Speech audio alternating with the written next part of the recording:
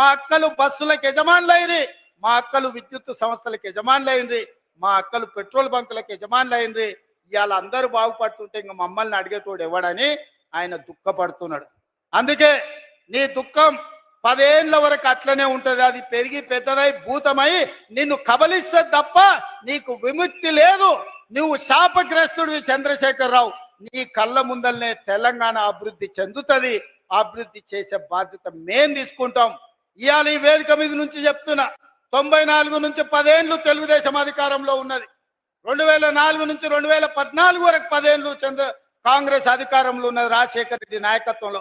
2014 నుంచి 2024 వరకు చంద్రశేఖరరావు ఈ తెలంగాణ రాష్ట్రానికి బీఆర్ఎస్ అధికారంలో ఉన్నది.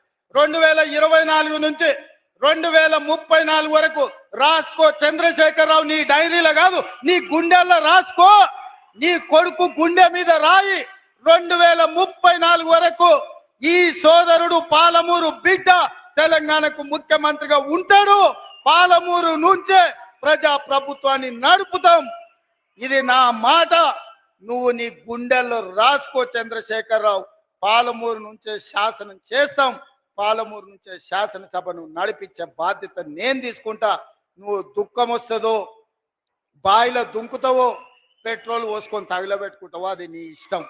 కాకపోతే నా కోరిక ఒక్కటే, నువ్వు అసెంబ్లీకి రావాలి, అపోజిషన్లో కూర్చోవాలి. మేము చేసే మంచి పనులు చెప్తుంటే నువ్వు కుమిలి కుమిలి ఏడవాలి. అందుకే నేను అసెంబ్లీకి పిలుస్తున్నా. నువ్వు చేసిన ద్రోహం ఏందో, నువ్వు చేసిన అన్యాయం ఏందో, నువ్వు పాలమూరుకు మొత్తం ఎడారిగా మార్చిందేందో, నువ్వు కట్టకుట్ట వదిలిన పాలమూరు, రంగారెడ్డి, కల్వకుర్తి, భీమా, నెట్టంపాడు, కోయిల్ సాగర్ ఈ ప్రాజెక్టులన్నింటినీ పూర్తి చేసే బాధ్యత నేను తీసుకుంటా. తుమ్మిడి ఎత్తి దగ్గర నుంచి నీళ్లు తీసుకొస్తా. రంగారెడ్డి జిల్లా వికారాబాద్, చేవెళ్ళ, తాండూరు, పరిగికి నీళ్ళు ఇచ్చే బాధ్యత నేను తీసుకుంటా. ఆంధ్రప్రదేశ్ ముఖ్యమంత్రి గారు కూడా విజ్ఞప్తి చేస్తున్నా. మీరు విఘ్నులు, మీరున్నప్పుడే మొదలుపెట్టారు కల్వకుర్తి. మీరు ముఖ్యమంత్రిగా ఉన్నప్పుడే ఈ జిల్లాల భీమా, నెట్టంపాడు, కోయిల్ సాగర్ ప్రాజెక్టులు వచ్చినాయి.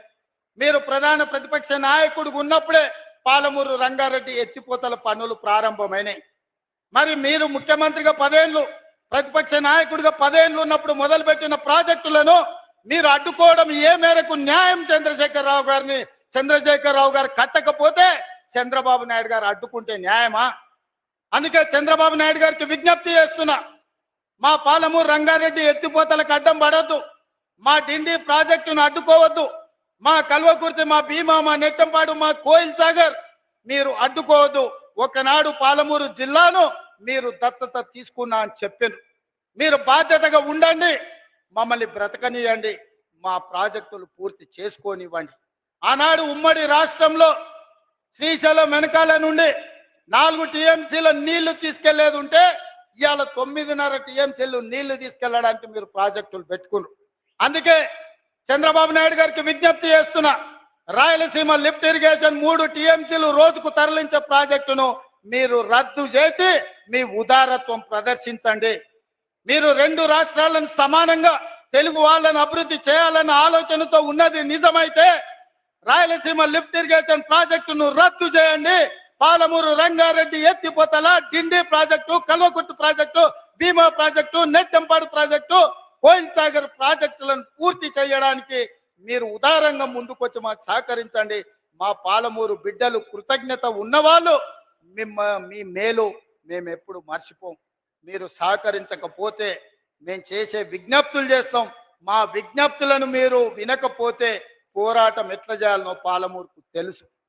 పాలమూరికి పౌరుషం ఉంది, పోరాటం చేసి సాధించుకునే శక్తి ఉంది.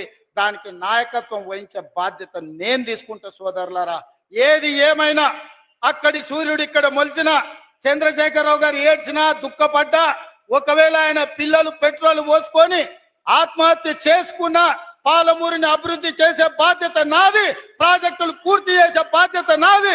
ఈ దేశానికి పాలమూరు వలసల జిల్లా కాదు, పాలమూరు జిల్లా అంటే పరిపాలన అందిస్తుంది, దేశానికి ఆదర్శంగా ఉంటుంది అని చెప్పి ఈ గడ్డ మీద నుంచి పరిపాలన అందించే బాధ్యత మేము తీసుకుంటామని తెలియజేస్తూ మీ అందరికీ ఇంత ఓపికగా ఉండి నన్ను ఆశీర్వదించినందుకు ముఖ్యంగా మా అక్కలకు మనస్ఫూర్తిగా ధన్యవాదాలు తెలియజేస్తూ సెలవు తీసుకుంటున్న మిత్రులారా, ధన్యవాదాలు అక్క.